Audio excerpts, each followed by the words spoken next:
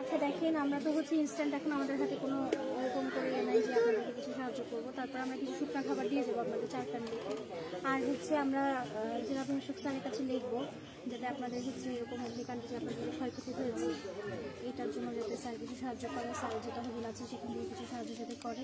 আর যখনই আমাদের তো জানেন আপনারা টিম আছে আমাদের, যখন টিম আসবে তখন হচ্ছে যে আপনাদের যে প্রশাসক হিসেবে দায়িত্ব আছে, হিসেবে দায়িত্ব আছে, আপনাদের নামটা আপনাদের মেম্বার সাহেব হচ্ছে ওর কাছে দিলে হচ্ছে আমরা টিম আসা মাত্র আমরা আপনাদেরকে যাদের হচ্ছে এরকম ঘর করে গেছে তাদেরকে আমরা টিম দিয়ে যাতে আপনারা ঘরটা ঠিকঠাক করতে পারেন আমরা চেষ্টা করবো দেওয়ার জন্য।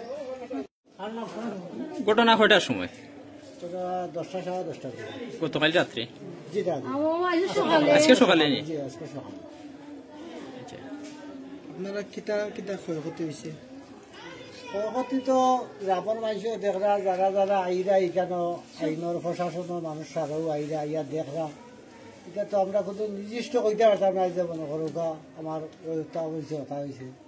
এটা আপনারা বিবেচনা করবা। আমরা ক্ষয়ক্ষতি খান, আমরা গরিব মানুষ। এই বাড়ির মালিকের নাম কি? গরুর মালিকের নাম মনে করবা বর্তমানে মনে করবা আমরা আছি, আমার আব্বা নাই।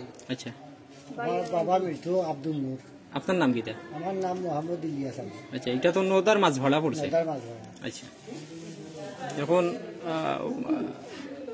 শর্ট সার্কিটটা কি আগুন লাগছে? এটা তো মানে সঠিক। আচ্ছা, এটা আমরা দেখছি। আর দ্বিতীয় কথা হইল আনুমানিক কি পরিমাণ ক্ষতি হইতে পারে? অটোমেটিক মনে করো চুলাঘর বাদ দিয়ে আর এমনিও মনে করো 12টা খুঁটা আছে। আচ্ছা, 12টা রুম আছে। 12টা রুমের মাঝে মনে করো বাসানি কিছু সম্ভব হয়েছে। আমার ট্যাঙ্কি কথা আমার পড়ে গেছে সবাই দেখছি